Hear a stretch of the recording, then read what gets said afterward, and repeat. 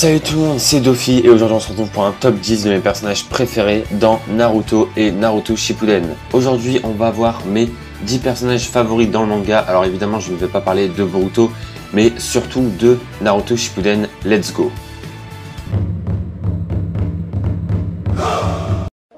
Avant de passer au 10e personnage, on va d'abord parler de 3 mentions honorables, 3 personnages qui auraient pu être dans mon top 10, comme par exemple Nagato, ancien membre de l'équipe de Jiraiya. Il y a également aussi Obito, personnage de l'équipe de Kakashi et Minato. Obito, très grand personnage que j'aime beaucoup, mais voilà, je n'ai pas mis dans mon top 10 parce que j'avais fortement hésité, comme avec Neji d'ailleurs. Neji, un personnage que j'aime beaucoup aussi, mais que je n'ai pas mis dans mon top 10. Donc voilà, je voulais parler de ces 3 personnages-là avant de commencer le classement de mes 10 personnages préférés. Comme ça, au moins, ils méritent quand même d'être dans la vidéo.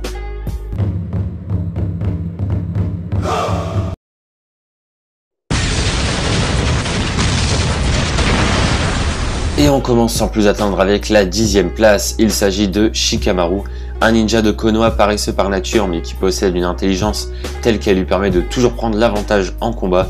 C'est le seul élève de sa classe à devenir Chunin durant la première partie. Shikamaru possède un pouvoir plutôt fort qui est de prendre l'emprise de l'ombre. Pour expliquer simplement, dès que son ombre touche celle de son adversaire, il peut le contrôler comme il le souhaite. Il a eu son importance lors de la guerre mondiale. Ce que j'aime bien chez lui, c'est que sa capacité à toujours réfléchir et pas foncer sans stratégie, ce qui donne des combats très intéressants à regarder. Et en 9e position, on retrouve Killer Bee. C'est un ninja du village de Kumo, le second du Raikage, et c'est aussi celui qui détient le démon à 8 queues, Hashibi. Il est considéré comme le réceptacle parfait, il peut également contrôler la foudre.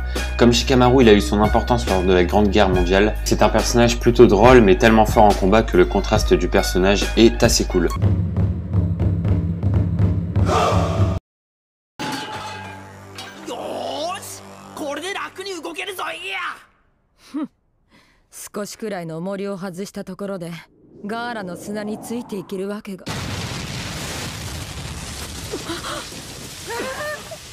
En 8e position, on retrouve Rock Lee. Lorsque Lee était enfant et étudiant à l'académie de Konoha, il ne possédait aucun talent pour le ninjutsu et les genjutsu. Les autres enfants se moquaient sans cesse de lui, persuadés qu'avec de telles lacunes, il ne parviendrait jamais à devenir ninja. Pourtant, Lee, loin de se décourager, décida de se spécialiser dans le taijutsu, seul domaine qu'il maîtrisait, afin de pouvoir réaliser son rêve de devenir ninja. J'aime bien ce perso car même s'il ne maîtrise aucune technique, il reste quand même très fort avec le taijutsu. Et en 7e position, on retrouve Guy. Guy, le plus puissant praticien du taijutsu de Konoha. Il ne semble jamais en difficulté lors de ses combats, sauf à chaque fois contre Kisame où il dut utiliser toutes ses plus puissantes techniques. Son style de combat le rend presque imbattable au corps à corps. Ses coups de poing et ses pieds sont très rapides et puissants. Sa vitesse est également impressionnante. J'aime bien ce perso car il est drôle et fort en même temps. Le moment où j'ai vraiment aimé le personnage, c'est lorsqu'il nous a montré le pouvoir de l'ouverture des 8 portes pour la première fois. Et en 6e position, on retrouve Naruto. Ninja de Konoha, il devient le réceptacle de Kyuubi le jour de sa naissance, ce qui lui a valu d'être rejeté par la plupart des habitants de Konoha durant toute son enfance.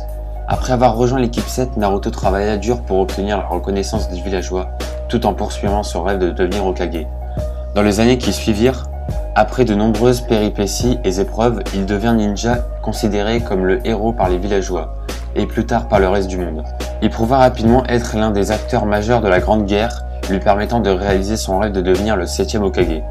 Pour moi, c'est le personnage principal qui a eu le plus gros power-up, et il est passé de bruyant à calme, de faible au plus puissant du village. Enfin bref, pour moi, Naruto, c'est vraiment un très bon personnage principal dans l'univers du manga. Donc ouais, Naruto mérite clairement sa place dans mon top 10, et en 6e position. Et en 5e position, on retrouve Hashirama, ninja légendaire qui devient le premier Hokage de Konoha. Il était réputé comme étant le plus puissant shinobi de son époque, ayant été appelé comme le dieu des shinobi, également affirmé par Madara. Hashirama est un homme calme et sociable avec un profond sens de la loyauté. Il considérait tous les habitants de Konoha comme des membres de sa propre famille.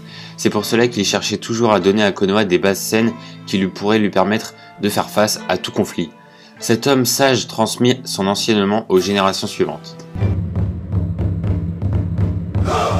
Et en quatrième position, on retrouve Jiraiya, ninja de Konoha et maître de Naruto. Il parcourt le monde en quête de savoir pour ses différents romans. Jiraiya est l'un des 3 ninjas légendaires avec Tsunade et Orochimaru, tous élèves du 3e Hokage.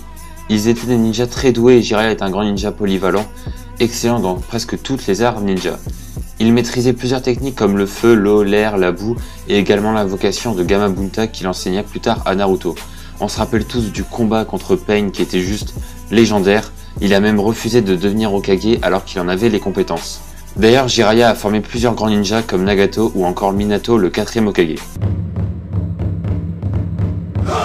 Et en 3e position, on retrouve Kakashi, personnage que l'on voit très tôt dans le manga en tant que chef de l'équipe 7. Il est le premier mentor des principaux protagonistes de l'histoire. Il est mondialement connu pour son utilisation du Sharingan sous le nom du ninja copieur. Pendant la guerre, il a été le général de la 3e division et suite à cette guerre, il devient le 6e Hokage. Kakashi apparaît comme quelqu'un de solitaire, calme, détaché et désinvolte, voire apathique. Il a toujours l'air vaguement endormi, arrive toujours en retard au rendez-vous et trouve toujours des excuses bidons pour se justifier. Il a eu comme maître Minato et faisait équipe avec Obito et Rin. Kakashi est un génie naturel comme en témoigne sa vitesse. Il traversa en effet les échelons ninja avec une facilité déconcertante. À 5 ans, il fut diplômé de l'Académie Ninja, à 6 ans il devient Chunin et à 13 ans il devient Jonin.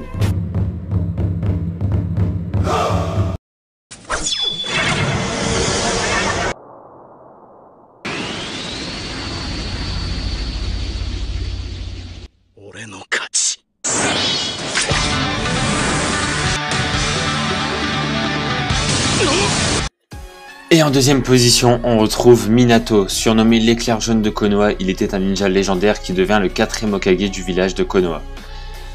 Les ninjas des villages ennemis avaient pour ordre de s'enfuir lorsqu'ils le croisaient. Il était le mari de Kushina et le père de Naruto. Aujourd'hui, il est considéré comme une légende. Selon Jiraiya, Minato fut l'un des ninjas les plus talentueux que le monde ait connu, à tel point qu'il fut considéré comme l'enfant de la prophétie, le sauveur du monde.